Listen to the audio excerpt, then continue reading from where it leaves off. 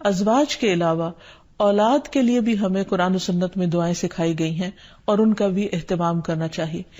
انسان اپنی زندگی میں اپنی بہترین کمائی اپنی اولاد ہی کو سمجھتا ہے، اور انسان اپنی زندگی کا بہترین سرمایہ اپنی اولاد پر خرچ کرتا ہے، اور اپنے بعد بھی ان کے لیے ہر طرح کی راحتیں اور نعمتیں چھوڑ کر جانا چاہتا ہے. لیکن اگر اولاد نیک ہو تو وہ والدین کے لیے صدقہ جاریہ بھی بنتی ہے، اور والدین کے خون پسینے کی کمائی کو ان کی زندگی میں اور ان کی زندگی کے بعد بہترین جگہوں پر استعمال کرتی ہے. لیکن اگر اولاد بگڑی ہوئی ہو تو زندگی میں بھی انسان کے لیے اذیت اور عذاب ہے، اور بعد میں بھی اس کے مال کو ضائع کرنے والی ہوتی ہے اور اس کے لیے بدنامی کا سبب بنتی ہے. اس لیے خصوصی طور پر اولاد کے لیے دعائیں کرتے رہنا چاہیے.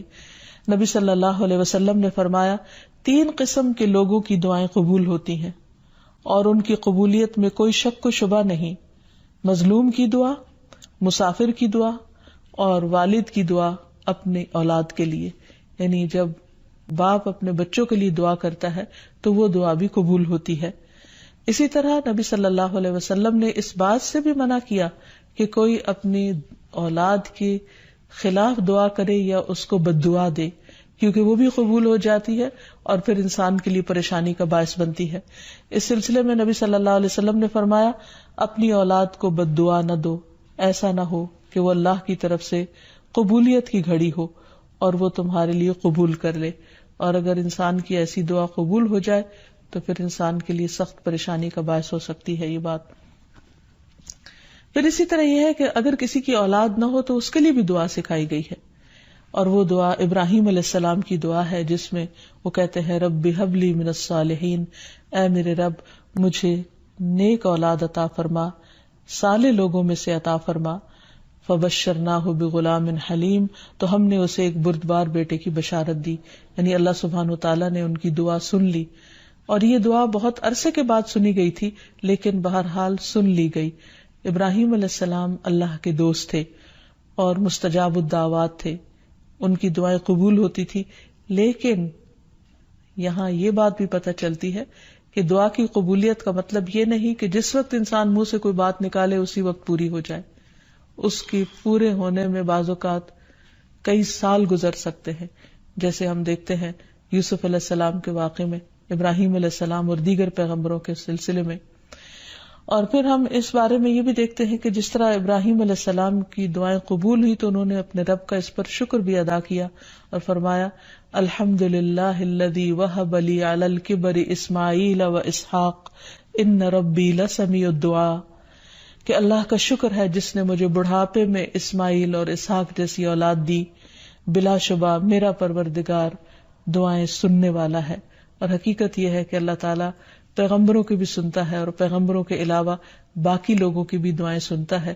اس لیے اولاد کی طرف سے کبھی بھی مایوس نہیں ہونا چاہیے، نہ ہونے کی شکل میں بھی اور ہونے کے بعد ان کی نیکی اور خیر اور بھلائی کے سلسلے میں بھی.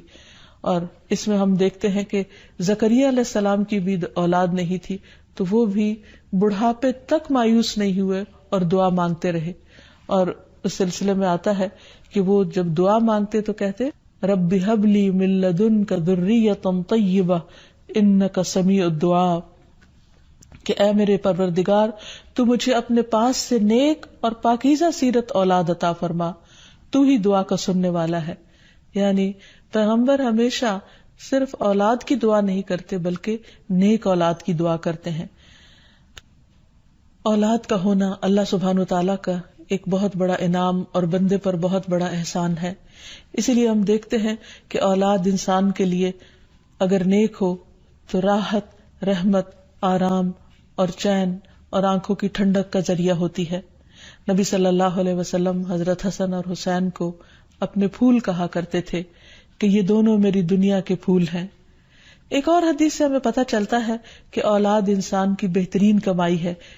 فرمایا: ان اولادکم من اطیب کسبکم، تمہاری اولاد تمہاری سب سے بہترین کمائی ہے، بس اپنی اولاد کی کمائی میں سکھاؤ، یعنی وہ انسان کے لیے حلال ہے، جائز ہے.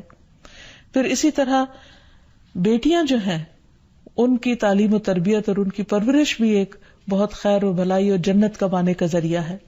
لیکن اس کے ساتھ ساتھ یہ بھی یاد رکھنا چاہیے کہ اولاد ایک رسپانسبلٹی بھی ہے، ان کے بارے میں سوال بھی کیا جائے گا کہ ان کی تربیت کس طرح کی.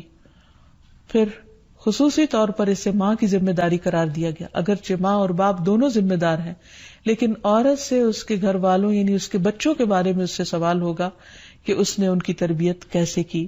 تو اس لیے ہم سب پر لازم ہے کہ ہم اپنے بچوں کی دینی اور دنیاوی دونوں طرح سے بہترین تربیت کرنے کی کوشش کریں.